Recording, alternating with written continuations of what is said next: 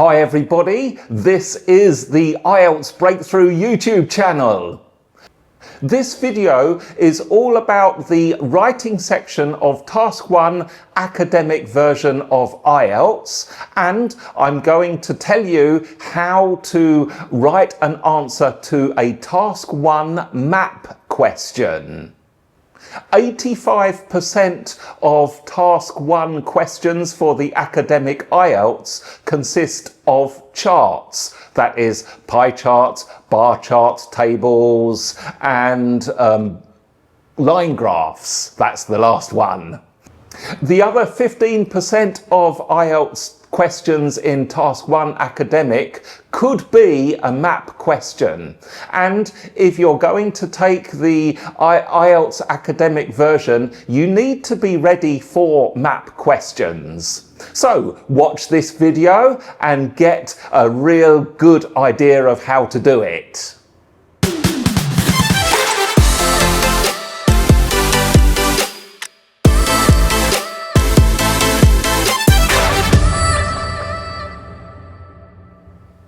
If you're new to the IELTS Breakthrough channel, welcome. Thank you for clicking on this video. My name is David Bourne. I am an IELTS coach. I have helped hundreds of IELTS test takers achieve a better score in IELTS. So, if you want free tips and strategies to improve your score, make sure that you click on the subscribe button, hit the notification bell, and of course, watch my videos and comment, because these are free tutorials that will have a positive impact on your score. Let's start talking about how to answer the map question then. So in this video, I'm going to give you a few tips on how to organize your answer and also some useful language that you can use. The first thing, of course, is what is a map question? Well, map questions are quite standardized. You basically have two maps, map number 1 and map number 2. Each map represents the same place but in different times.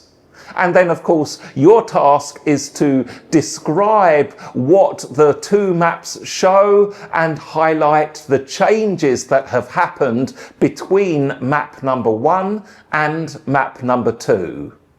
Let's get started with the first tip then.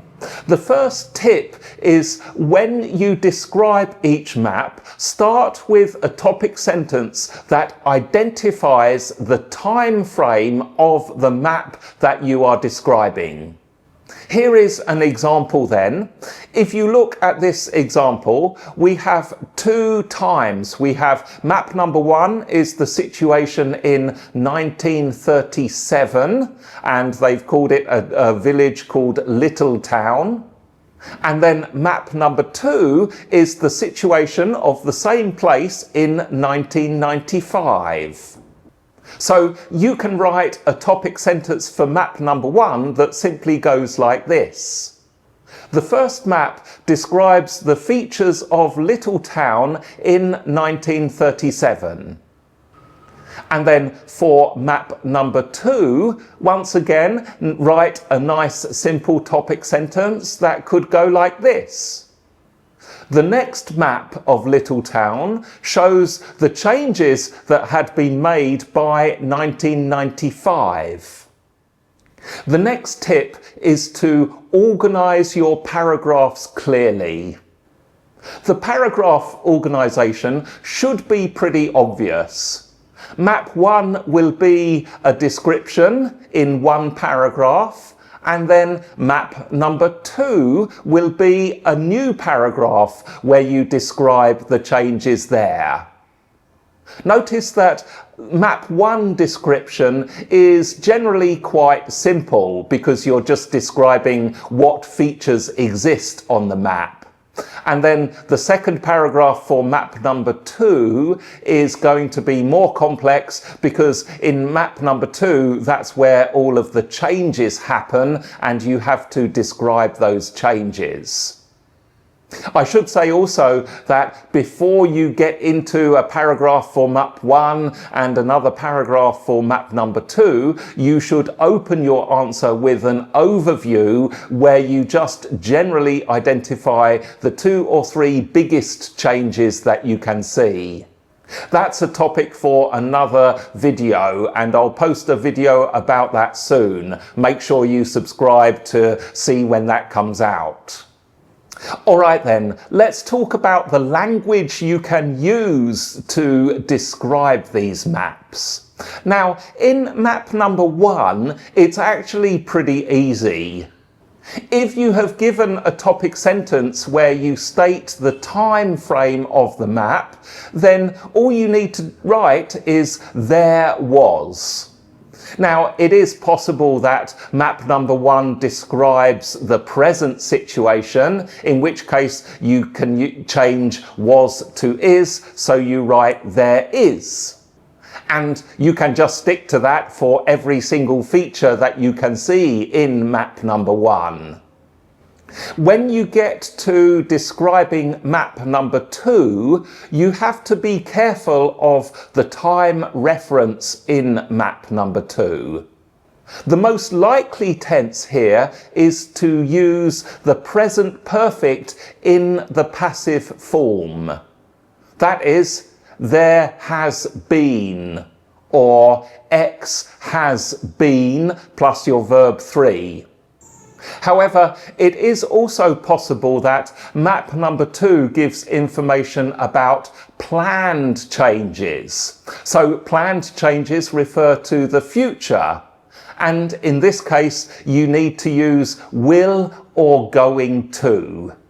Don't worry too much about the difference between will or going to. It doesn't really matter in the context of these kind of task 1 answers. I would suggest that you use a combination of will and going to in this case. And once again, you will need to use the passive, so it's going to be will be increased, is going to be increased. And this brings me to some useful vocabulary that you can use in the task 1 map question. There are a few areas that I want to tell you about. The first area is the position. Now, for the position, you need to be familiar with the vocabulary that relates to points of the compass. That is north, east, south, west, northwest, southwest, southeast, and so on. Just those 8 points will be enough. If you start going crazy and talk about north, northwest or whatever, then it's getting too specific. Notice that this is important in map number 1, as well as describing the features in map number 1, you need to describe the position of each feature. As well as points of the compass, it's also a good idea to have vocabulary that tells the reader about the location within the kind of diagram itself. What I mean is words like in the northeast corner, in the center of the map, in the bottom right side of the map, the top half of the map, the bottom half of the map. I will give you a PDF of a list of useful language that you can download in the description. Check that one out. Now, once you get to map number 2, there are also some important areas of vocabulary that you can use. The first thing is to talk about changes in size. Now, this means that some features are going to get bigger or smaller. Verbs like stretched, enlarged, increased will be useful. Or if it's smaller, reduced, shrunk, shortened. Once again, check out the downloadable PDF mind map that I've given in the description for more of this vocabulary. I don't want to just bore you with a long list of words in this video. Now, we have size. We also need to talk about the kind of transformation that has happened. And for the transformation language, words like this can be useful. Transformed into, changed into, removed, destroyed. And then finally, it's also useful to consider some adjectives or adverbs related to how big the change is. I'm talking about words like enormous or enormously, significant or significantly, drastic, drastically, and so on. I've given you some tips and some useful language that you can use to answer a Task 1 map question. Now, let me just finish with a few examples from this example question of Little Town. So I'll just show the question up here so that you can remind yourself of what is going on here. You might like to pause the video at this point and inspect this map question more carefully. Here are a couple of examples for map number 1. In 1937, there was a road that ran from east to west through the centre of the area. There was a woodland area in the northeast corner. And here are a couple of examples for map number 2. Remember, these will be a little bit more longer and complex as we describe the changes. In 1995, the woodland had not been altered. In 1995, the direction of the road had been changed to run southeast across the area. So there are a couple of examples, and I hope that you get a better idea of how all of this works. A couple of extra tips here. Make sure that you describe every single feature and every single change. And then finally, don't panic over map questions.